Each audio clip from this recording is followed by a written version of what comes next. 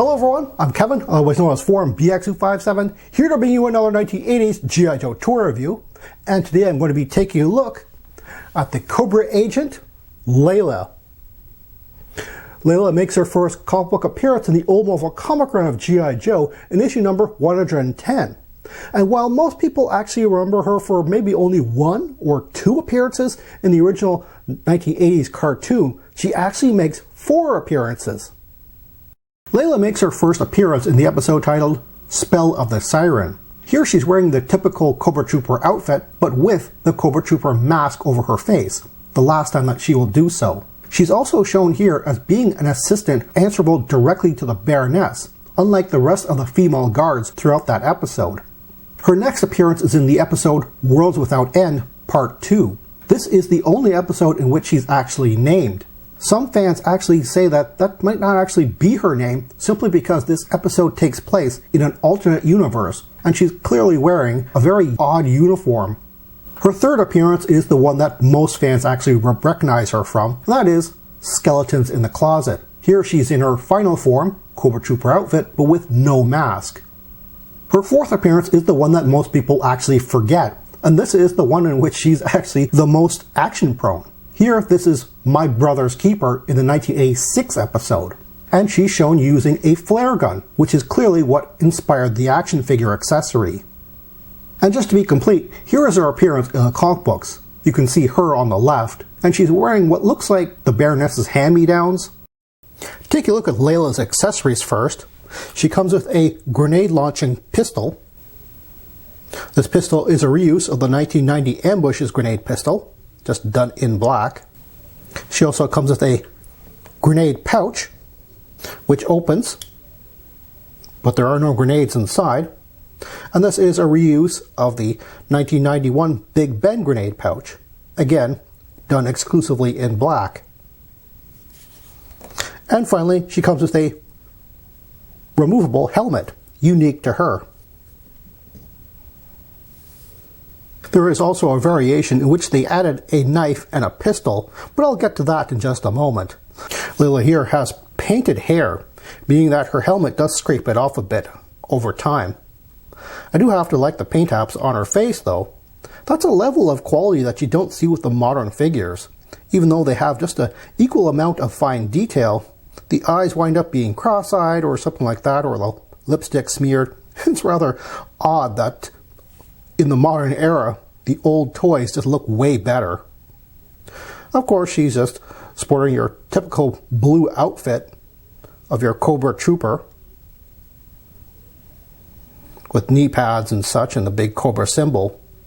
But you'll notice that her upper body is that of the Baroness, as well as her waist, and her legs are that of a Cobra Trooper, rather naturally to give her that Cobra Trooper look. If they had gone with the full-on reissue of the 1984 Baroness's body, she would have had knee-high boots, and that wouldn't have looked quite right. And now to compare Leila to her mold donators, like the 1984 Baroness.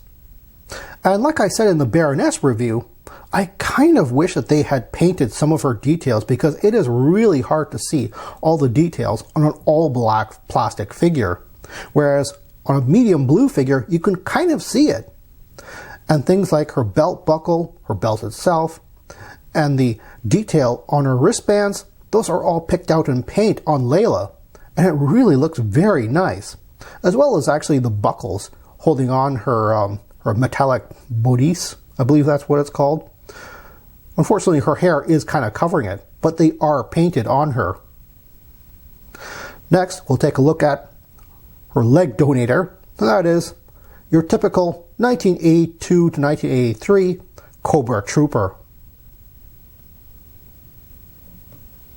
There is not really much difference between the two, but the unique helmet kind of matches the one that a trooper is wearing, and of course the overall color scheme really blends together. Even though she should be wearing her black mask over her face, honestly, she does look really like the cartoon character that we all know and love. While they do look great together, one unfortunate thing is because Leila uses the Baroness's upper body, which is a smaller female torso, she winds up being a little bit shorter than her male compatriot here. However, to equalize her, if you just happen to have a Dragunov SVD sniper rifle in your parts bin, you can give that to her. I know they definitely look like a pair of Cobra troopers. If you're looking for a Leila figure on the aftermarket, they're not really that hard to find, although they can cost you quite a bit. Oftentimes she's still in the package in a 3-pack with Cobra Commander and a Cobra Trooper, which is the variant which gives you the figure with both of the accessories, but instead of a helmet, you get the knife and the pistol. This is the more desirable version of her, but it costs about the same. To be perfectly honest, it's the helmet which really costs the most out of all of this, because, like I said, you'll be able to find the figure and her 2 accessories, just not the helmet, which completes the package really.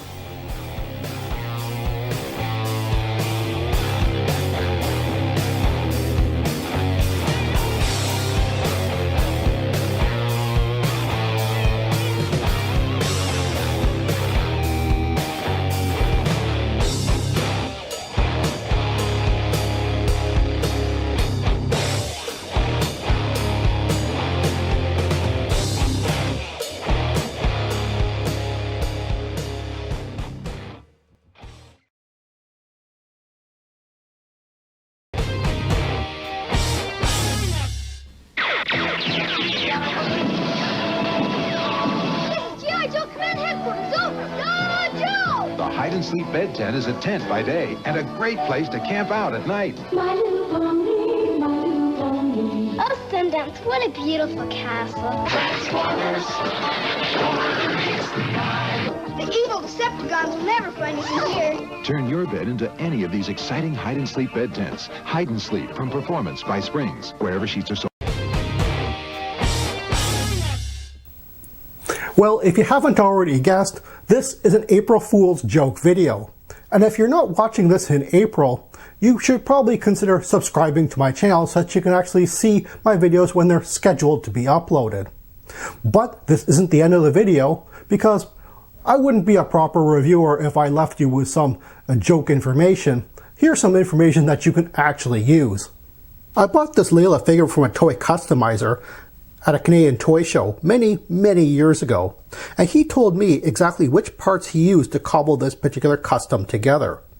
And it was, to me, one of those, well, duh, why didn't I think of that moments, because it is a very simple parts list, and anybody could actually put one of these together. He told me because, well, he thought that maybe I would lose a part, or maybe that I too would want to army build a bunch of female Cobra troopers. And that's exactly what I will teach you how to do. This is what you will need to put one of these figures together. The main ingredient being this: a 2004 comic book 3-pack of the Baroness, Cobra Commander, and a Cobra Trooper, featuring a reprint of G.I. Joe issue number 1. This is the main portion of the figure, really. And just like I said in my parody April Fool's portion of the video, this is where you get the figure with the knife and the pistol, but no helmet.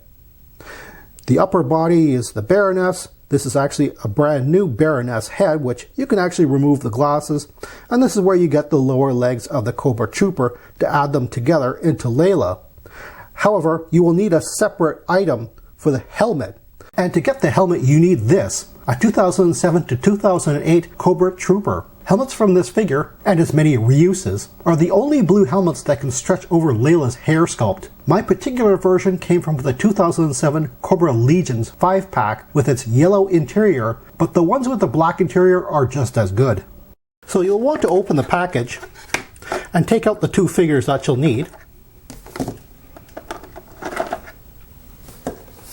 What you do with Cobra Commander is, I guess, up to you. Then you'll need that modern Cobra Trooper, a Phillips head screwdriver, maybe some scissors. This is optional. Again, optional is whether or not you want to paint the head and make that a different character. You may also want to paint some of the details on the figure, you might want black because that goes along with the original black paint job on the old Cobra Trooper. And of course, you're going to need a brush for that paint. You may also need a work mat too. Now you'll notice that on both the Baroness and the Cobra Trooper, the accessories are actually held onto the hands by these clear strings, which is why I recommended the tiny little scissors in order to cut those things off.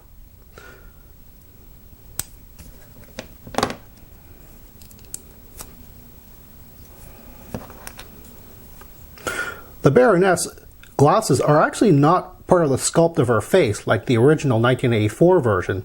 Instead, they're a separate accessory, so all you're going to do is just take them off. And there you go. There's a completely different head sculpt underneath there. And now, just to take the Phillips head screwdriver, unscrew the figure.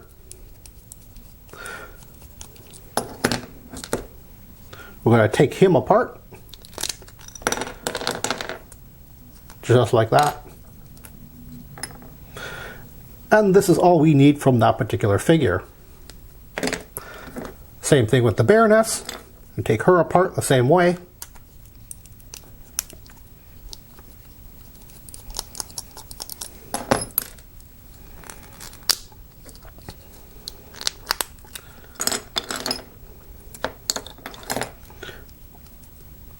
We don't need the lower legs, but we need everything else.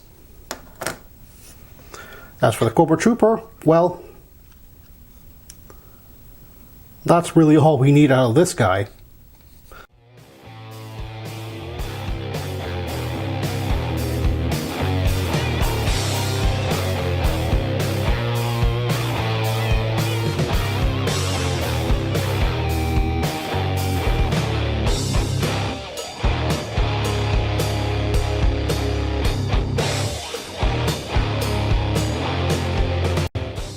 To paint her hair with some type of acrylic like I have here, be aware that acrylic paints and very soft plastics don't really mesh very well. So I would suggest actually putting a clear coat on top of that when you're done painting her hair and changing her hair color.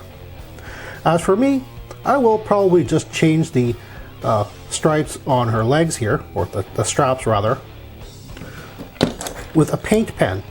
And this is just a type of craft paint pen that you can use, and it's really good for fine detail when you really need it.